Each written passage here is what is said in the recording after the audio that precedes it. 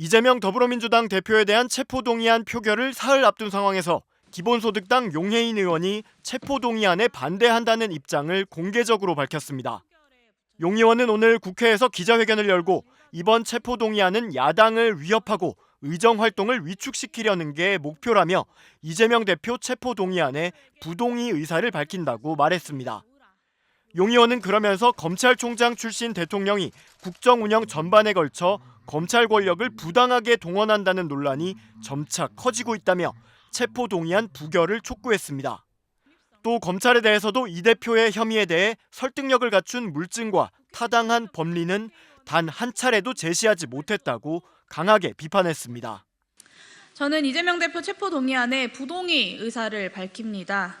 검찰이 제시한 이재명 대표의 체포 사유가 불체포 특권을 내려놓고 구속되어야 할 만큼 심각하다고 판단하지 않기 때문입니다.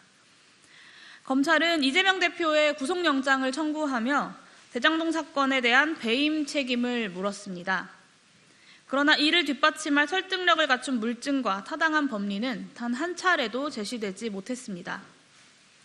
기어이 구속영장까지 청구한 검찰의 무리수를 통해 확인할 수 있는 것은 기소를 위해서라면 무엇이든 하겠다는 정치 검찰의 면모뿐입니다.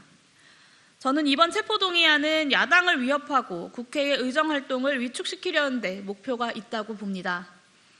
국회의 존재 이유는 국민을 대표해 정부를 감시하고 견제하는 데 있습니다. 국회가 수사기관을 동원해 정치적 반대 세력을 억누르려는 이 윤석열 대통령의 검찰 권력에 순응해서야 되겠습니까? 이미 국민 다수가 검찰 수사의 불공정함과 사법 시스템에 대한 불신을 호소하고 있습니다. 체포동의안 부결이야말로 국회에 대한 국민들의 신뢰를 회복하는 출발점이 될 것입니다. 반면 박지원 전 더불어민주당 비상대책위원장은 앞서 민주당이 지금처럼 방탄을 계속하면 폭망이라며 이 대표에 대한 체포동의안을 통과시켜야 한다고 주장했습니다. 박 전 위원장은 지난 22일 KBS 라디오 최경영의 최강시사에 출연해 이 대표가 죽기를 각오하고 뛰어내리면 한순간 다시 도약할 수 있을 것이라며 민주당 총선 전략의 핵심은 이재명 대표의 희생과 체포동의안 통과로 체포동의안이 가결되면 총선에서 압승할 것이라 생각한다고 말했습니다. 네, 지금 저는 계속해서 체포동의안 가결을 시켜야 한다고 주장하고 있고요. 죄가 없다고 생각하기 때문입니다.